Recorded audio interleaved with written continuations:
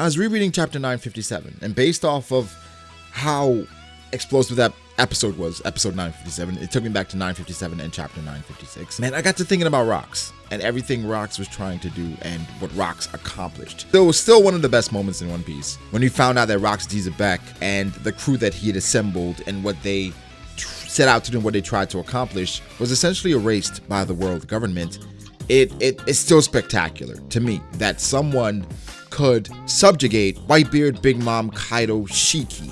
How is that possible? All these conquering kings, he had to have been a true conqueror. Again, I don't want to take Attack on Titan because that's spoilers, but it got me to thinking about the One Piece world and the setup. And guys, I went back and I reread a bunch of different things. But guys, if you're here for the first time, make sure to subscribe. Don't forget to do that. Sometimes you watch, multiple videos and don't even realize you're not subscribed, but sub to the content. We do this thing damn near every day. And it would be amazing if you would join B.D.A. I know we don't like the idea of destiny. We don't like that and parallels sometimes. I don't know. I think we more so accept parallels over things that are destiny. Because for a parallel, it's like, okay, Oda is writing this character in the vein of this previous character. So we understand the similarities and some of the choices Oda is doing to remind us of this character, right? We get that. That's never a major issue. With destiny, with things being predetermined, it kind of rubs people the wrong way. And with the thing Odin said about the pirates coming to Wano and, things are going to be different to 20 years, people were a bit hesitant. And as I mentioned before in the review of chapter 1000, it goes back to a lot of our foundations in Naruto. Not just not foundation, because a lot of our foundation is Dragon Ball, but it goes back to something that was a huge part of our childhood. A huge part of our awakening to anime. But I think for Naruto, it was the first time that I was watching an anime and I wanted to know what was going to happen next, even after the anime episode. And because of Naruto, I wanted more anime. Okay, back then, I did not know Dragon Ball was an anime. I thought it was just a fire-ass cartoon. I was like, that's my shit. There's no anime, it was just a fire-ass cartoon on Cartoon Network. I'm saying all that to say, Naruto, again, based on the consensus of the community, has affected people's view of destiny and things being predetermined because of how things came out of nowhere in Naruto. Going back to One Piece, though, that's kind of what we're here for. People would not like the idea of Luffy being a child of destiny, a child of prophecy. I don't want to go that far, but I started to think about what if history is repeating itself? What I mean? Well, okay, so back in the day, we know of certain situations. And the main situation we know of is Rox, where we had a pirate who knew the history of the world, obviously, and he was trying to be the king of the world. And he recruited an impossible army of strong combatants to take down the world government. Ultimately, this person was defeated by the combo of Garp and Roger. Two people who seemingly do their own thing, but obviously on opposite sides. It's interesting because we don't know Roger's initial motivations. Because for Roger, it seems like him and Luffy have the same goal, the same dream. Not necessarily Pirate King, because for that's something people started to call Roger. Roger had something that was viewed by Whitebeard a bit childish, right? That's something he wanted to achieve. It's a bit childish, but it's something that he wanted. But before that, we don't know what got Roger to this path. I think, once we get into the One Piece and the Will of D, we will probably get Roger's history as well. Because for Whitebeard, his motivations come from the fact that he's an orphan, all these different things, growing up without a family. So therefore, when I get older, I'm going to get the thing that I did not have. For Roger becoming the Pirate King and becoming this person who, gained ultimate freedom, per se, what was his childhood like?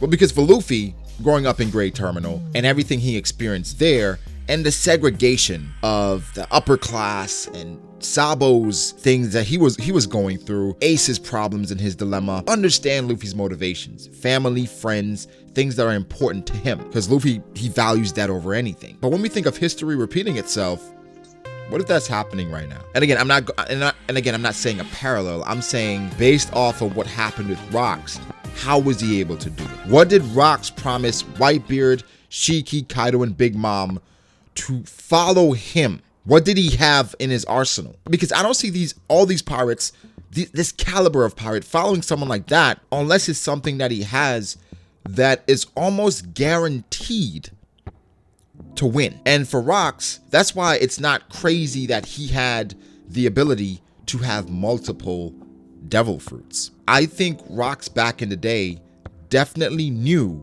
how to wield multiple devil fruits. Now, it's a weird thing because there was never any indication from Garp or Sengoku that this was something in the past when they saw Blackbeard do it, right? They seemed a bit shook as well. But what if that's what Rox did? And that's how he was able to convince these people to follow him, because that's what Blackbeard did. Shiryu even said, hey, if that didn't work, then this plan was doomed to fail. So Blackbeard basically said, hey, this is my plan. This is what I set out to do. And based on what he said, they followed him, they believed in him, and there we are. Obviously, they impelled down stuff, releasing them. It's a bit different of a circumstance. But I was thinking, Brian, what if history is repeating itself? Because this era, we have Luffy and Blackbeard. Back then, it was Roger and Rox. And of course, back then, we know about Joy Boy. Who was his adversary?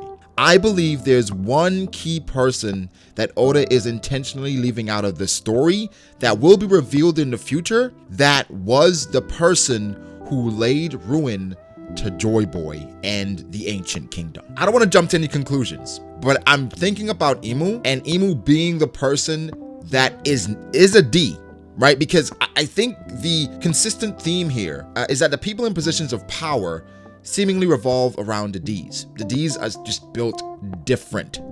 They're built different, right? So back in the day, you had Goldie Roger, Monkey D. Garp, Rox D. Zebek. Right now, we have Monkey D. Luffy and Marshall D. Teach. Who's that other D in the Marines that we think could be that person that kind of completes this entire thought? I believe Imu is a D. I believe Imu is someone that revolted back in the day, and that's how Imu came to be the one basically in control of everything. But the thing is, I also believe this great cleansing that the Gorosei talk about, I think this is something that they do from time to time to kind of reset things. Because once the opposition starts growing too powerful, then at that point, it's time to reset. We are losing control of the world. It's time to reel things back in. But here's the thing. How does Zebek fit into all this? Because Zebek wanted control of the world. People have put forward theories that Rox D. Zebek is actually Imu, and that Rox accomplished his dream, and therefore he was able to essentially control the world government. That's why the narrative was created about him disappearing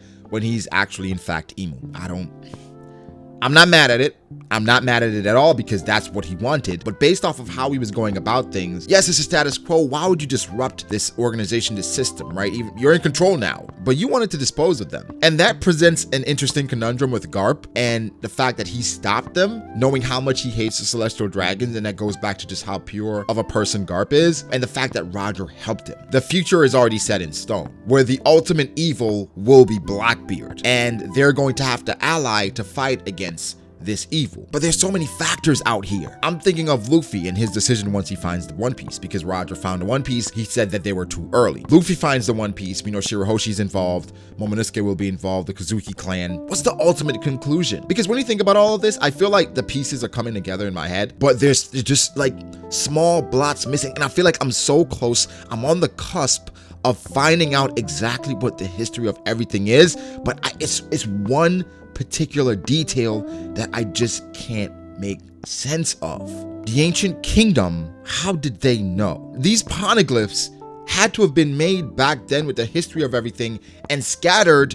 Was this during the takeover? During the invasion? Did you know this was gonna happen? Did you have someone like Madame Shirley back then, and they listened to that person saying, okay, this is gonna happen, we have to make preparations because eventually we're going to get taken over. We will be dominated and we have to change things. Did that happen? Because if that did happen, it's definitely history repeating itself, but for the most part, there are different players in every era. We had the Roger era, right? And the person that Roger felt like could continue his mission was Shanks. And for Shanks, he is also an outlier because he is affiliated with the world government in some way, right? Because he met with the Gorosei, but he's also a Yonko. So I think as the time progressed, this is so interesting to talk about. As time progressed, things became more sophisticated with the Yonko system and the warlord system. So overthrowing the world government, of course, that would be a lot more difficult. But why didn't Shanks pursue the Pirate King? Does Shanks know what's at Raftel?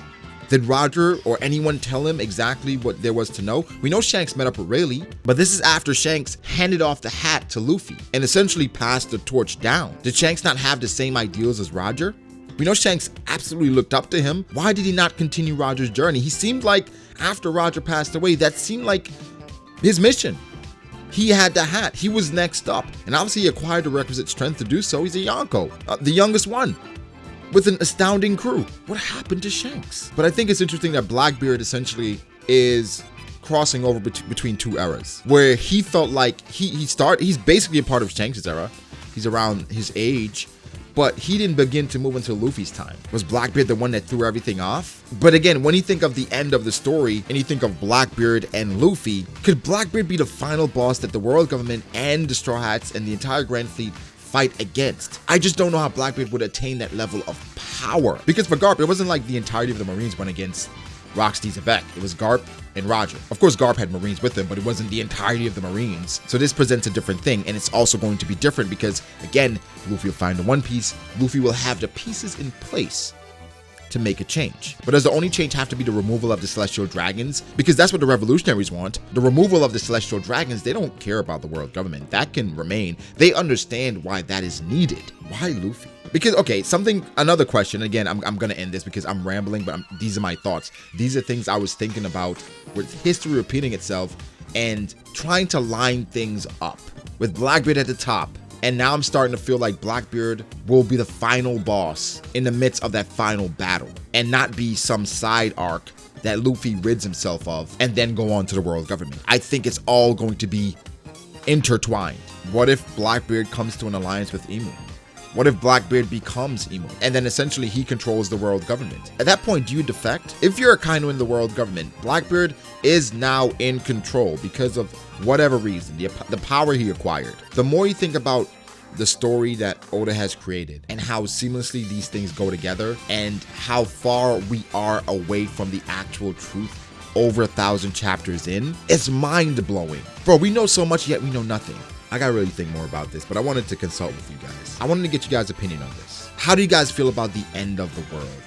The parallels, the history of One Piece, the possibility of things repeating themselves. And of course with Blackbeard, the parallels are there with the Saber of Zebek, and of course with me thinking that Zebek probably had multiple devil fruits.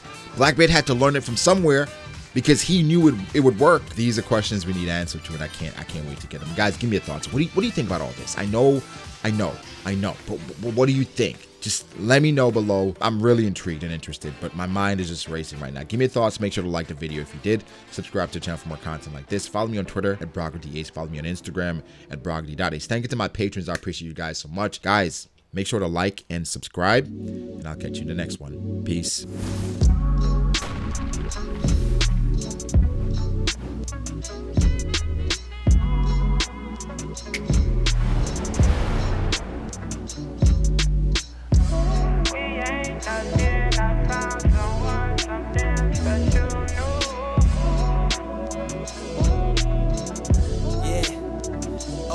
I start doubting me, I felt lost. I rewrite it.